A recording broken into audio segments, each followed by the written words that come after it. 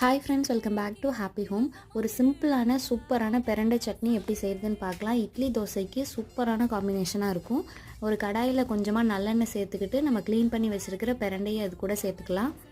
நல்லா சுருள வதங்கணும். நல்லா அந்த கலரே ஃபுல்லாக டார்க் ஆகிடணும். அந்த அளவுக்கு நல்லா வதக்கணும். அதுக்கப்புறமா அதுக்கு தேவையானது என்ன பார்த்திங்கன்னா, தக்காளி, வெங்காயம், பூண்டு, காரத்துக்கு தேவையான அளவுக்கு வரமிளகாய், கொஞ்சமாக புளி, தேவையான அளவுக்கு உப்பு, இவ்வளோ தான். இந்த பிரண்டை இந்த அளவுக்கு வதங்கினதுக்கப்புறம் இது கூட நம்ம எடுத்து வச்சுருக்கிற இந்த தக்காளி, வெங்காயம் இதெல்லாம் சேர்த்துக்கலாம்.